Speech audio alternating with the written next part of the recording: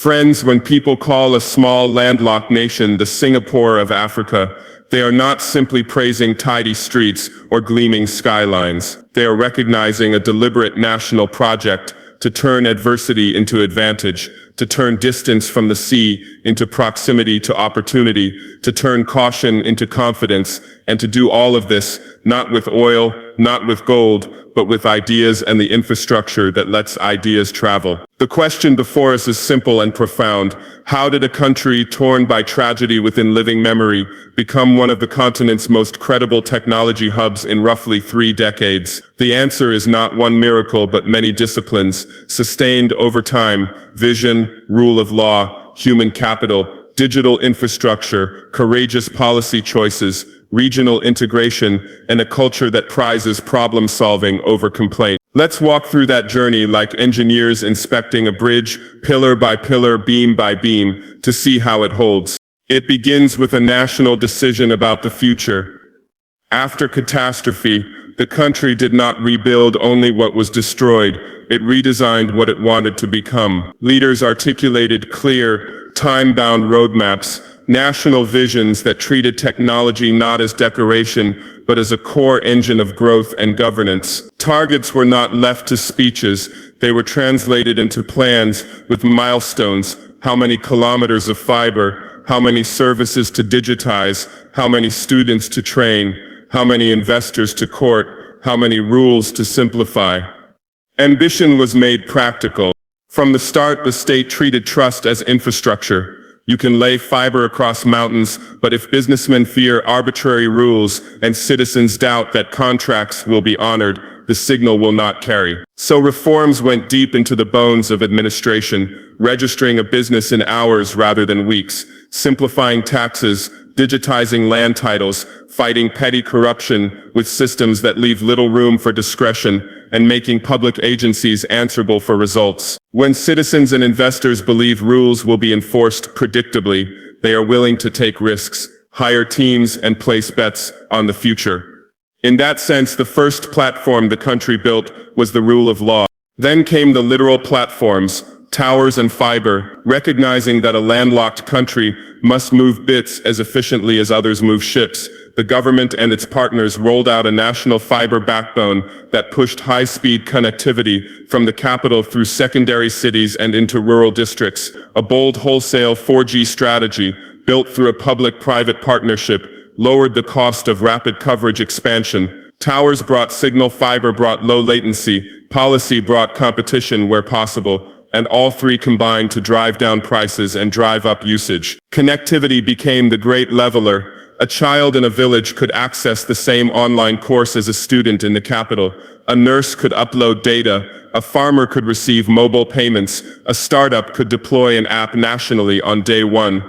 Digital government followed, not as a glossy portal, but as a redesign of the citizen-state handshake. Services that once required a bus ride, a bribe, and a week's wait were moved online. Birth registrations, ID renewals, driving permits, business filings, fee payments, and more. An integrated e-government platform let people apply, pay, and receive approvals digitally, with status updates that reduced anxiety and reduced opportunities for gatekeeping.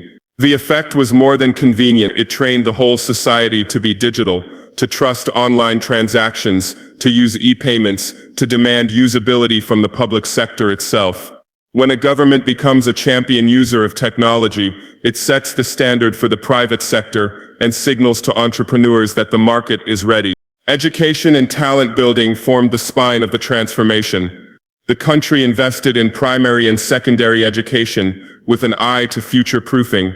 More science and math, more problem-based learning, more exposure to computers and connectivity in schools. It expanded technical and vocational education to supply the workforce for networks, data centers, repair shops, and logistics platforms that a digital economy needs. It created partnerships with world-class universities to host advanced programs in engineering, computer science, and public policy, particularly in the capital's growing innovation district. Graduate-level training in fields like data science, cybersecurity, and software engineering gave startups and public agencies a pool of local expertise that reduced reliance on expatriates and made innovation stick.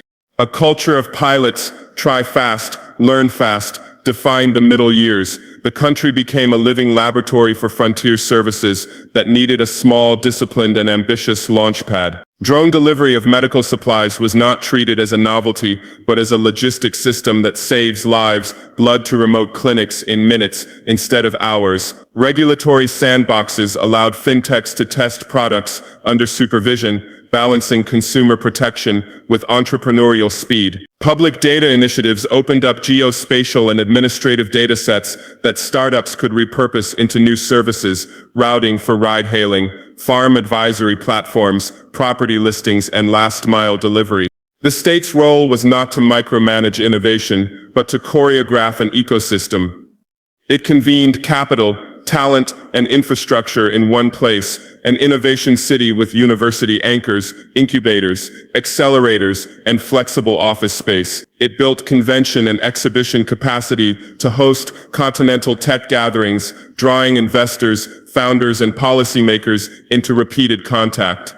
It offered clear incentives, tax holidays for targeted activities, streamlined visas for skilled workers, and one-stop investor services. But it tied these incentives to performance and transparency, mindful of the dangers of corporate welfare without public return. Crucially, the country kept one eye on inclusion. Digital revolutions can widen gaps while they accelerate growth. To counter that, programs promoted digital literacy in community centers, balanced smartphone taxes against access goals, and pushed for mobile money interoperability so that the poor were not left juggling multiple wallets with hidden fees. Women and girls in STEM were not an afterthought. Dedicated initiatives, mentorship networks, and scholarships expanded their participation. Rural connectivity projects and solar microgrids made sure that the last mile was not the last priority. Health technology became a proving ground for everything else. Electronic medical records data models, telemedicine pilots, and community health worker tools were scaled with pragmatism. Drones dispatched to deliver vaccines and blood turned headlines into habit. Where roads were rough, algorithms flew. Where clinics needed diagnostics, partnerships brought point-of-care devices. The goal was not to collect gadgets, but to save lives and produce measurable improvements in maternal care, emergency response, and disease surveillance. Success in health built public trust in technology and trained a generation of local engineers, logisticians, and data analysts in real-world problem-solving. Finance and payments were next. Mobile money scaled because it solved a real pain, moving value safely in a cash-heavy economy. Services layered on top, savings groups digitized, school fee payments made by phone, transport fares tapped with NFC cards, micro-insurance bound in minutes, small merchants equipped with QR codes. Regulatory bodies learned alongside the market, consumer protection rules evolved. eKYC standards were calibrated to expand access while deterring fraud, and cross-border payment corridors opened to neighbors. As convenience blossomed, so did a new taxable base, improving public finances and deepening the formal economy. Logistics and mobility adapted to urban growth. Ride-hailing platforms formalized informal transport, improving safety and traceability. E-commerce firms sprang up to connect farmers, artisans, and traders with city consumers. Warehousing and cold chains stepped forward as a modern backbone for food security. Every improvement in logistics strengthened the case for local manufacturing and agro-processing, making the country less dependent on raw commodity exports and more capable of capturing value domestically. Energy policies supported the digital leap, a mix of grid expansion, off-grid solar for households and clinics, and utility-scale projects diversified generation. Innovative uses of unique local resources, plus regional interconnections, improved reliability. Data centers were cited with attention to power stability and cooling efficiencies. Where energy was scarce, efficiency was king. LED streetlights, smart meters, and demand-side management stretched capacity while encouraging a culture of conservation. Environmental stewardship underwrote the brand. A pioneering ban on certain plastics, national cleanup days, urban green spaces, and strict anti-litter enforcement made the capital a symbol of order and care. For investors and talent deciding where to live and build, quality of life matters. For citizens, it cultivates civic pride that translates into a willingness to follow rules in other domains, like paying e-taxes, registering property, and respecting traffic systems that serve the many rather than the few. Security and stability, often overlooked in tech narratives, were constant priorities. Entrepreneurs cannot build where they do not feel safe. Servers cannot hum where power and order are unreliable. The country invested in professional policing, community safety programs, and judicial efficiency. Cross-border cooperation on security reduced risk for travelers and investors in a volatile region. Low crime and predictable order became silent advantages that multiplied the returns on every other reform. Tourism and conferences became force multipliers for the digital story, thousands of visitors encountering a connected city, cashless payments at cafes, efficient airport procedures, fast SIM registration, conference apps that worked became unpaid ambassadors. Exposure converted into investment, curiosity transformed into code sprints, internships, and partnerships. The skyline was not just for photos, it was a billboard for a mindset. Regional integration turned scale from dream to plan. The country positioned itself as a convening node for East and Central Africa, aligning with continental free trade objectives and digital market harmonization. Visa facilitation and, later, policy moves toward visa-free entry for African citizens reinforced the message: this is a country open to people, capital, and ideas. Cross-border fiber links, payments corridors, and logistics agreements made it practical. Startups could serve not one small market but a regional customer base, attracting investors who care most about scale. No transformation is pure ascent. The country wrestled with affordability gaps, skill shortages, and the perennial tension between fast growth and careful regulation. It faced questions about data protection, about the line between public safety and digital freedoms, about how to balance national ambition with an open civic space that welcomes debate. The difference was that these issues were not ignored. They were iterated upon: new data protection frameworks, improved procurement transparency, expanded civic tech channels for feedback. Perfect? No. Persistent? Yes. And persistence compounds. One of the quiet triumphs of the last 3 decades was the creation of institutions that learn. Agencies measured what they did, how many services delivered online, how long approvals took, how many women-owned businesses accessed credit, how many students graduated into tech jobs, how many startups raised follow-on rounds, how many clinics cut referral times thanks to drones. Data dashboards informed budget decisions. Failures were documented and corrected. In a world where too many reforms are slogans, this discipline was revolutionary. Culture sealed the deal. In countless co-working spaces, coffee shops, and after-hours meetups, a new generation grew up expecting to build. They saw role models, founders who closed seed rounds, engineers who returned from abroad to teach, product managers who shipped features that millions used. They entered hackathons, not for t-shirts, but to pilot into government sandboxes, to land procurement contracts, to solve a public service pain point and get paid for it. They learned to pitch across borders, to negotiate with investors, to ship on time. They demanded customer success and beautiful UX from each other. When culture reaches that inflection point, policy has an ally that no decree can create. What lessons can others take from this story? First, start with a clear vision, but tie it to ruthless execution. Publish roadmaps, assign owners, measure relentlessly. Second, build trust as if it were bandwidth, because it is. Predictable rules and low corruption are the cheapest subsidies you will ever give. Third, overinvest in connectivity. It is the port for landlocked nations. Fourth, use government demand to catalyze local supply. Procure from startups, open data, pay on time. Fifth, educate not just for degrees but for deployment, apprenticeships, industry-linked curricula, and pathways for mid-career reskilling. Sixth, welcome pilots but demand outcomes. Scale what works, sunset what doesn't. Seventh, connect yourself to your region and the world. Harmonize regulation. Ease visas, market yourself relentlessly. Eighth, keep an eye on inclusion, women in tech, rural access, affordability. Ninth, protect data and rights, while enabling innovation. The balance is hard, but it is the heart of legitimacy. 10th, celebrate builders, make heroes of problem solvers, not just of policymakers.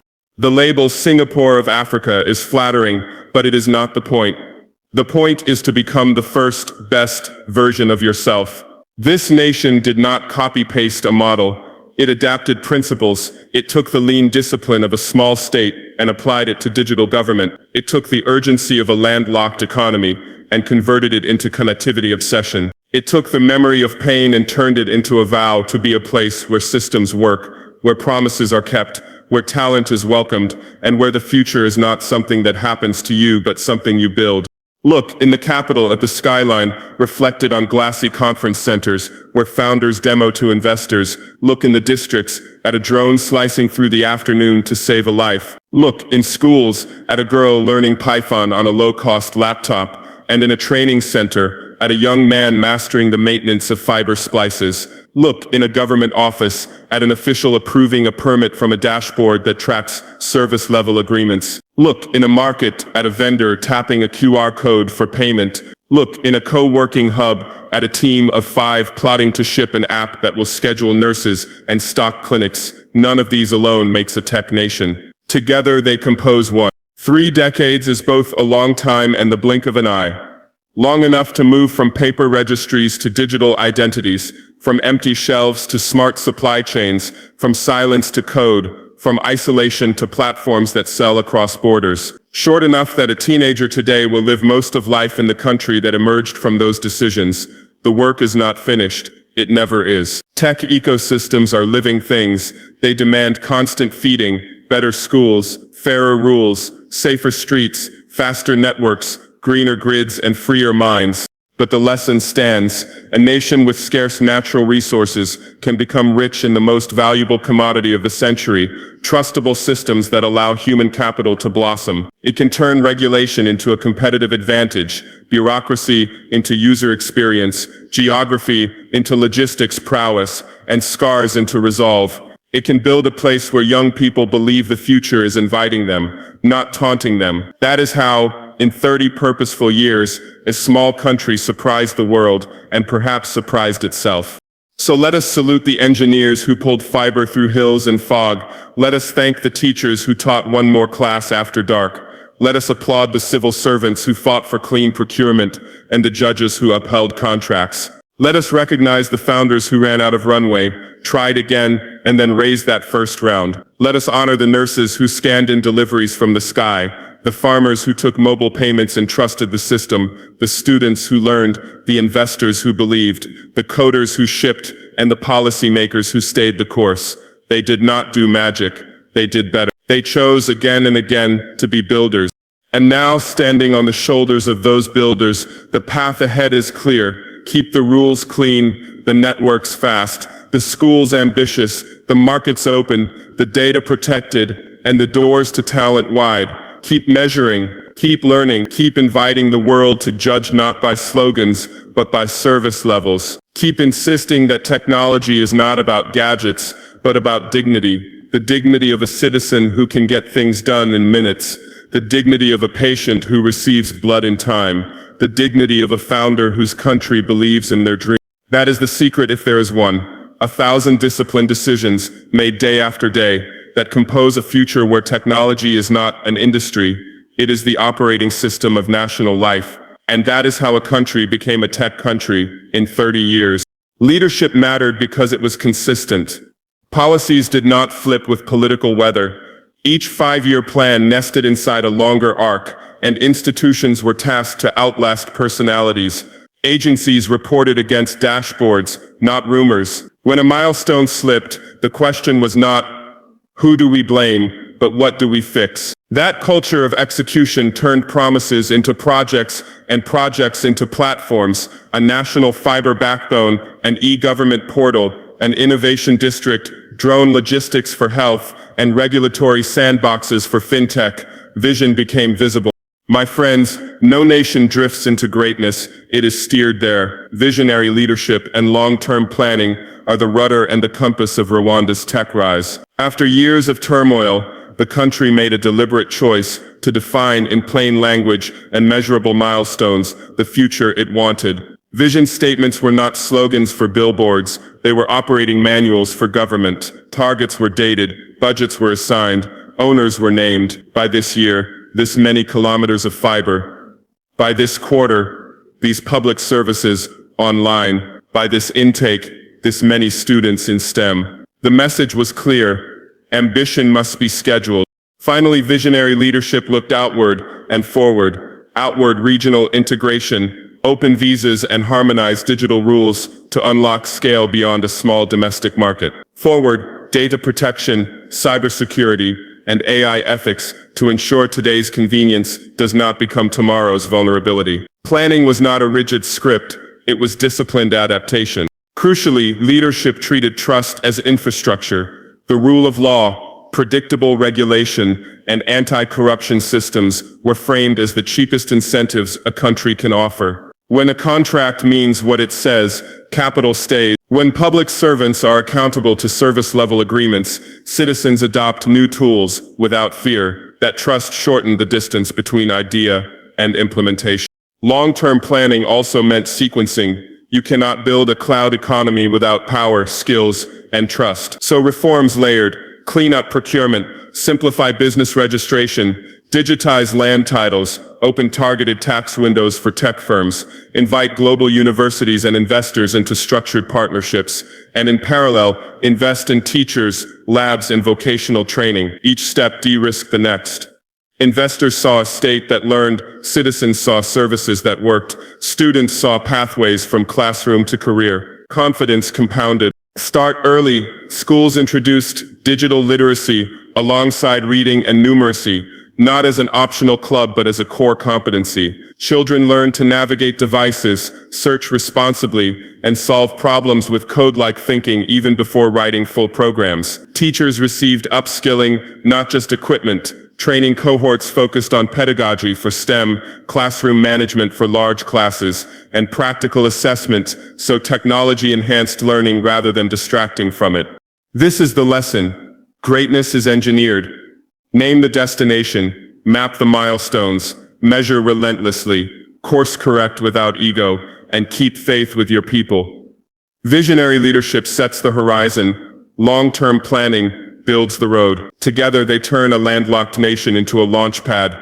My friends, a nation does not become a technology hub by importing gadgets. It becomes one by cultivating people.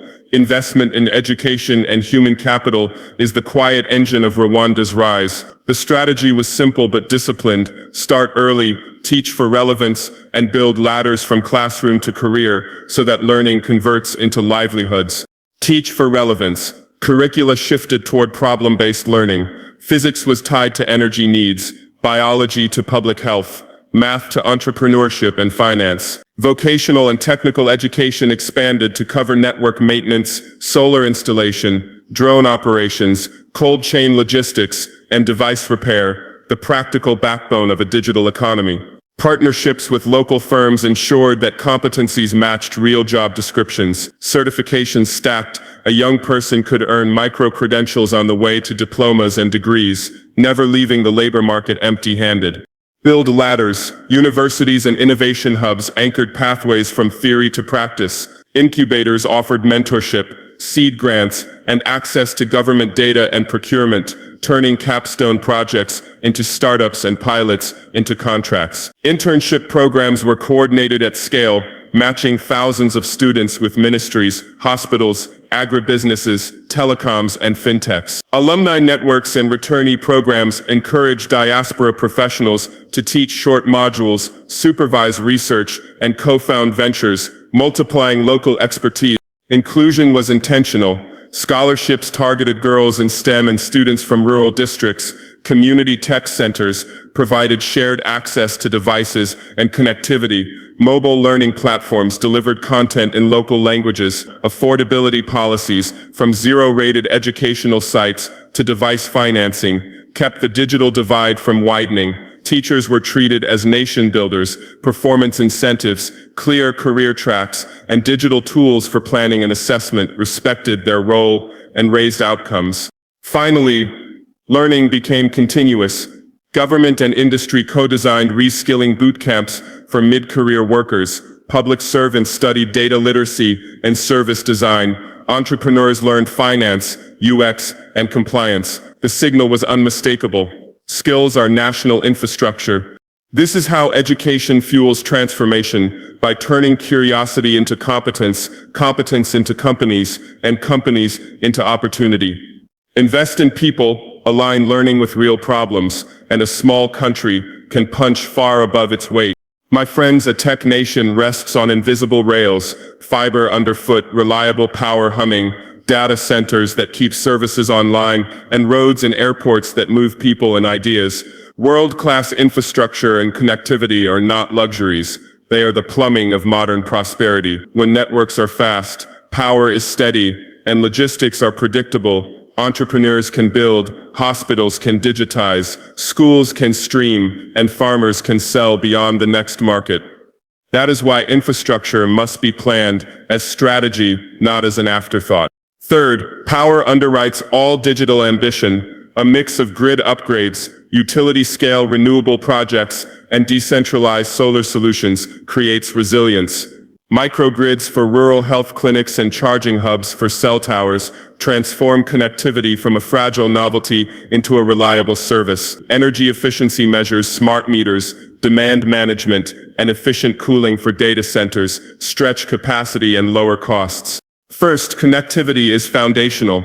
A national fiber backbone that links capital, secondary cities, and border gateways turns a landlocked country into a digital node. Wholesale access models and public-private partnerships lower the cost of entry for multiple operators, stimulating competition and bringing prices down. Mobile networks, rolled out rapidly through infrastructure sharing agreements and sensible spectrum policy, extend that backbone into every neighborhood, but connectivity must be reliable, low latency, and affordable. Without these attributes, apps stall, investors hesitate, and citizens remain offline. Second, data centers and cloud capacity localize value.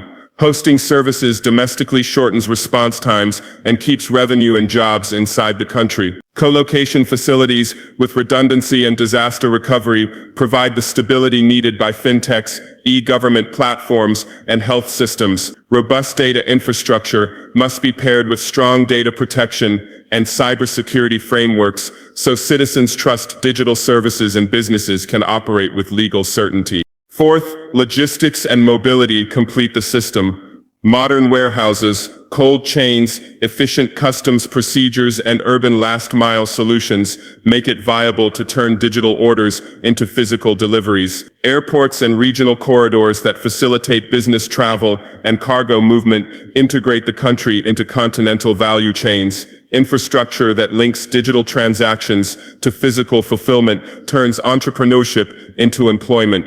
Fifth, maintenance and governance matter as much as construction. Contracts must be transparent, procurement digitized, and operations funded for the long term. Training a cadre of engineers and technicians for ongoing upkeep prevents new assets from becoming rusting monuments. Open metrics, uptime, latency, service level compliance keep providers accountable. Finally, infrastructure must be inclusive and sustainable. Prioritize rural access, affordability for low-income households, and green design. Build resilient systems that withstand climate shocks and adapt as technology evolves. My friends, a thriving tech ecosystem does not spring from goodwill alone. It is the product of deliberate choices that shape the rules, reduce friction, and welcome partners who add capacity rather than capture it. A supportive business environment and strategic partnerships were essential to turning a small nation into a credible technology hub. This was not about giveaways or slogans. It was about predictable rules, smart incentives, and relationships calibrated to build local capacity and long-term value. World-class infrastructure is not a single project, but a continuous program. Connect, power, host, move, maintain, and protect. Do these things well and technology becomes less an aspiration and more an everyday tool that raises living standards, creates opportunity, and anchors sovereignty. Let us build the systems that let our people thrive reliably, affordably, and with dignity. Begin with simplicity and predictability. Entrepreneurs will take risks when the registration process is short. fees are clear, and tax rules are stable. The state streamlined business registration, licensing and permit processes into one-stop digital windows. Regulatory clarity replaced guesswork. When firms know the rules today and trust they will not be rewritten overnight. Investment flows. Predictability is the cheapest subsidy a government can offer because it lowers the perceived risk for founders and investors alike. Next, design incentives that reward results, not entitlements. Fiscal measures, modest tax holidays, R&D credits, and export incentives were tied to performance metrics. Jobs created, training delivered, value added locally. Incentives were conditional and time-bound so that they catalyzed activity rather than creating perpetual beneficiaries. Public procurement policies favored qualified local suppliers and startups for pilot contracts, giving nascent firms the revenue and credibility to scale. Regulatory sandboxes were another genius stroke. They allowed fintechs, health tech startups, and logistics innovators to test under supervised conditions, balancing consumer protection with experimentation. Regulators learned alongside firms, adapting rules based on evidence. That dynamic reduced the time from prototype to scale and signaled to investors that the jurisdiction was both innovative and sensible. Partnerships multiplied impact. The government did not attempt to build everything in-house. It convened global tech firms, universities, foundations, and diaspora networks into focused collaborations. These partnerships were structured with clear expectations. Technology transfer, joint curricula, internship slots, and local hiring commitments. Foreign capital came not as patronage, but as a co-investor in capability. Build a data center here, train local operators there, license an accredited course locally. The aim was not dependency, but capacity building. Finally, foster a civic contract around entrepreneurship, hire local talent, train apprentices, share procurement data, and publish impact metrics. When business success visibly translates into jobs, training, and services, public support grows, and policy continuity follows. Access to finance was tackled pragmatically. Accelerators, blended finance vehicles, and government-backed loan guarantees closed early-stage gaps. Local angel networks and diaspora funds were cultivated with matching public grants to increase leverage and preserve local ownership. Credit lines for SMEs emphasized receivables financing and equipment leasing, tools that founders actually use to operate. A supportive business environment, plus honest, capacity-building partnerships create a virtuous circle. Predictable rules attract investors, smart incentives accelerate growth, partnerships transfer skills, finance fuels scale, and public procurement creates anchor customers. That is how policy and partnership together convert ideas into sustainable industries and build a tech nation from the ground up. My friends, technology is not an end in itself. It is a means to expand dignity, opportunity, and justice for everyone, not just a few. When deployed with intentionality, digital tools close gaps. They deliver healthcare to remote clinics, connect farmers to markets, give girls access to code classrooms, and let the poor save and borrow without a middleman skimming the margin. Inclusive development means designing technologies so its first beneficiaries are the people most often left behind. Begin by making access universal and affordable. Connectivity plans must prioritize rural last-mile solutions, community access points, and subsidies or financing for devices, so that cost is not the gatekeeper of opportunity. Public Wi-Fi in markets, solar-powered learning hubs in villages, and mobile learning modules in local languages empower citizens to learn, transact, and organize. Accessibility standards for low literacy interfaces, disability-friendly design, and multilingual content turn a device from a novelty into a daily tool. Second, use technology to remove barriers to public services. E-government platforms should be built around citizens' needs, one-stop portals for health records, social protection, birth registration, and business licensing that reduce time, cost, and discretion. Digital IDs and interoperable databases enable targeted social transfers to the most vulnerable while preserving privacy and preventing exclusion. The measure of success is not downloads, but whether a mother in a remote district receives her child's vaccination on schedule. Third, empower livelihoods through digital markets and finance. Mobile money and interoperable payment rails let small traders accept digital payments, access credit based on transaction history, and join formal value chains. E-marketplaces connect artisans and farmers to city consumers and international buyers, cutting out exploitative middlemen. Skills platforms and micro-certification link training to jobs so that digital inclusion becomes economic inclusion. Fifth, protect rights while driving innovation. Data protection laws, transparent algorithms, and strong consumer safeguards prevent exploitation. Build grievance mechanisms that are fast and free, empower community monitors to report abuses, and legislate clear limits on surveillance so trust can flourish. Fourth, center gender and youth. Targeted scholarships, mentorship for women founders, safe online spaces for girls to learn STEM, and childcare-friendly training schedules ensure that technology does not reproduce inequality. Youth hackathons and paid apprenticeships convert energy into enterprise rather than brain drain. Sixth, measure impact and iterate. Open data, public dashboards, and independent evaluations show whether digital programs reach the poor, improve learning outcomes, raise incomes, or cut maternal deaths. Use evidence to scale what works and sunset what doesn't. Finally, make tech public good by design. Prioritize interoperability, open source tools, and public procurement that favors solutions with local capacity building commitments. When technology is treated as infrastructure, like roads or water, it becomes a shared asset that multiplies human potential. If inclusion guides our choices, technology will not be a mirror of existing inequality, but a lever to reduce it.